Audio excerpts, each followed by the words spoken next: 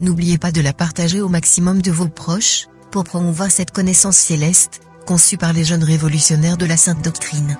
Et si ce n'est pas déjà fait, nous vous invitons fortement de vous abonner sur la chaîne, et d'activer la notification, pour ne jamais rater toutes nos prochaines vidéos édifiantes, que nous publions régulièrement sur cette chaîne.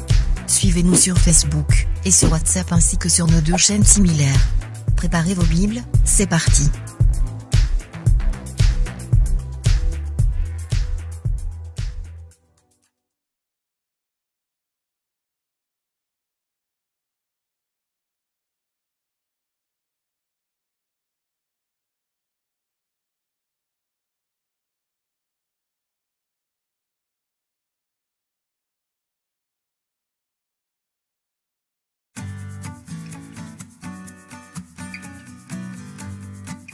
Le mariage est union de 2 personnes, reconnues officiellement dans le but de vivre pour la vie.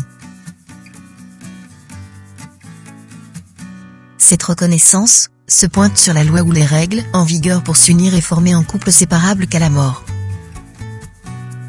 Nous constatons au temps actuel que cette union se fait selon les coutumes de chaque communauté malheureusement. Est-ce que Dieu n'a pas prévu une modalité ? Quand nous succombons à la tradition mondaine, ou les principes du monde, ce n'est pas un péché contre Dieu ? Y a-t-il une formule que Dieu avait établie, pour qu'on soit déclaré mari et femme ? Ce sujet a droit d'être élucidé par l'explication claire, et nette spirituelle.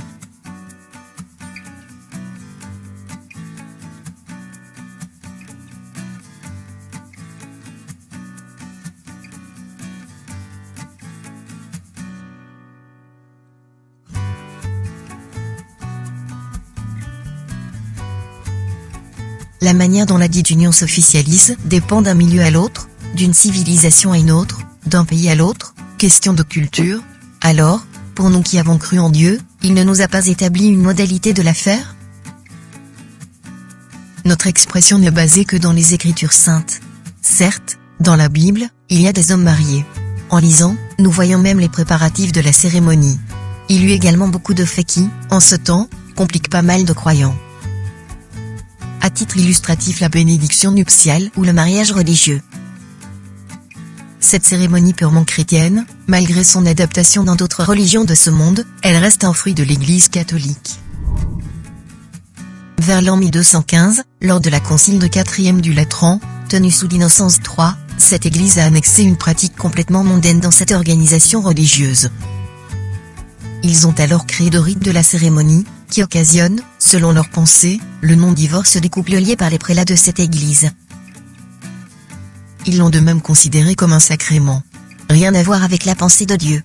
Dans le haut du Moyen-Âge, l'empereur Constantin Ier le Grand, le créateur et fondateur de l'église catholique, a influencé ses adeptes de protéger juridiquement leur union, par les textes de la loi de l'entité qu'ils se trouveraient, afin que l'État reconnaisse la dite union et puis, intervienne quand il y a un problème comme le divorce et autres.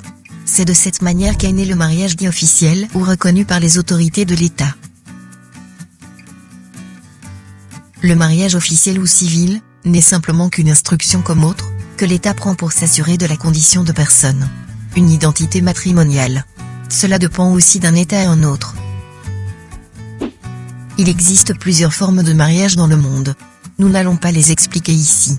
Mais, ce qui nous est important reste la pensée de Dieu, en ce sujet.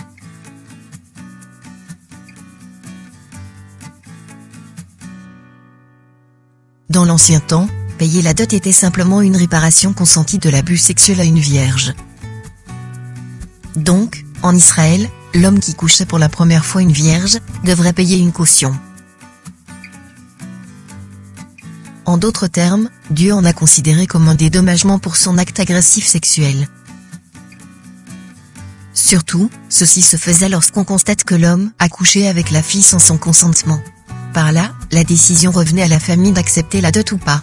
En acceptant la dot, ça veut dire que la famille a fait marier leur fille à cet homme, et que ce dernier a accepté de prendre cette fille en mariage.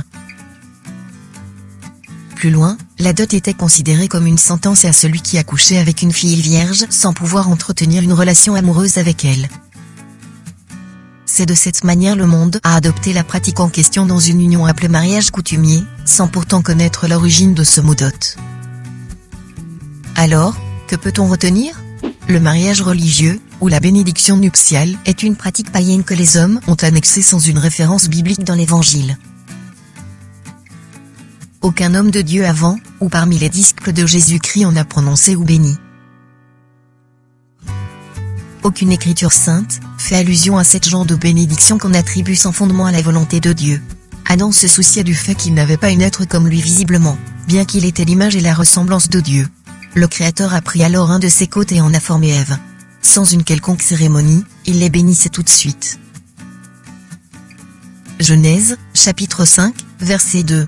Il créa l'homme et la femme, il les bénit, et il les appela du nom d'homme, lorsqu'ils furent créés. Or, la parole de Dieu nous révèle que ce dont Dieu a béni, est béni pour l'éternité. En Chroniques, chapitre 17 verset 27. Veuille donc bénir la maison de ton serviteur, afin qu'elle subsiste à toujours devant toi. Car ce que tu bénis, ô l'Éternel, est béni, pour l'éternité. Abraham a envoyé ses hommes pour chercher une femme à son fils Isaac. Comme c'était un long voyage, ils avaient avec eux quelques présents pour l'offrir à la famille de la femme en question, laquelle ils ne connaissaient même pas d'où la trouver. Une fois rencontré une jolie fille au nom de Rebecca, ils ont arrangé avec sa famille, et les remettaient ses présents par leur propre consentement, sans une demande ou obligation de sa famille. Rebecca devra alors quitter sa famille pour aller vivre avec son homme Isaac dans l'autre ville. Son père ainsi tous les membres de sa famille l'ont fait entrer dans la maison avant son voyage, pour la conseiller et le bénir, avant de la laisser partir vivre loin d'eux. Dans la liste de présents emmenés et offerts à la famille de Rebecca, il y avait des objets précieux comme bracelets en or et argent. Rebecca emportait en première avec les habits qu'on l'avait donnés par ses hommes. C'est de cette manière que le monde a inventé le port de l'anneau aux différents doigts, soit à l'annulaire, comme symbole de l'union. L'ayant vu de loin, Rebecca s'est de son voile pour couvrir son visage de son propre consentement, pour que Isaac ne voie pas son visage, au même instant de leur rencontre pour la première fois. C'est de cette manière que les mariés se couvrent leur visage, lors de la cérémonie du mariage. Boaz, parce qu'il a bénéficié du droit de rachat auprès d'Elimelech, il prit alors possession du champ et Ruth comme femme. Car selon la coutume, celui aurait bénéficié du rachat de biens du défunt devrait prendre aussitôt la femme. Donc, cette dernière n'aurait plus une vie longtemps dans le veuvage. Alors, Boaz appelait tous les habitants du village ainsi que les anciens pour en parler. Alors, ces hommes ont été pris en témoin, ont béni le couple de Boaz et Ruth, car leur coutume était respectée. Rien à voir avec la volonté de Dieu. Jésus-Christ a été un invité comme toute personne dans une fête de noces ou la célébration d'un mariage, pour assister à ce titre et non bénir le couple.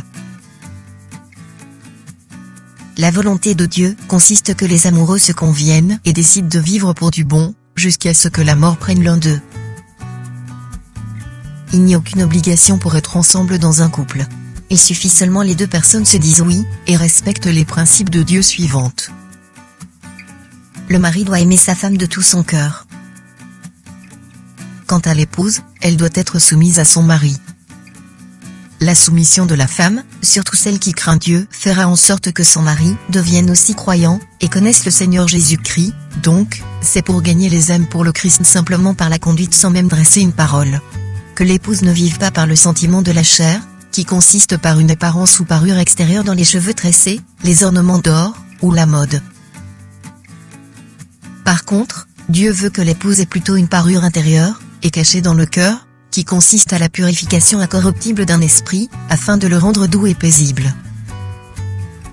Toutes les femmes Dieu aimait en ancien temps avaient cette parure intérieure et non l'apparence extérieure. Respecter ces principes un honneur qu'on fait à Dieu. À part l'amour que Dieu recommande au mari à sa femme, ce dernier doit aussi être bon au lit ou avoir un sexe non faible pour satisfaire sa femme dans ses pulsions entre jambes. Utiliser un sexe dur pour satisfaire sa femme est la volonté de Dieu. L'épouse mérite d'avoir la grâce ou la joie de vivre par un rapport sexuel bien fait par son mari. Si cela n'est pas fait ainsi, leurs prières auront des obstacles. Dieu veut que le couple soit animé par un sentiment plein d'amour, de la fraternité, de la compassion, d'humilité, qu'il n'y ait pas dent pour dent ou œil pour œil dans le couple, ni d'injures ou insultes. Qu'on ne rend pas le mal par le mal. En revanche, on doit se pardonner. Les partenaires doivent se bénir.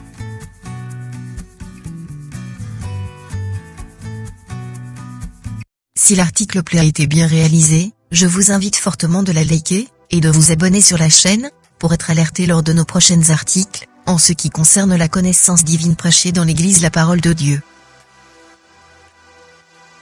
N'hésitez pas à jeter un coup d'œil dans notre page Facebook. Et de participer à notre groupe WhatsApp des partages.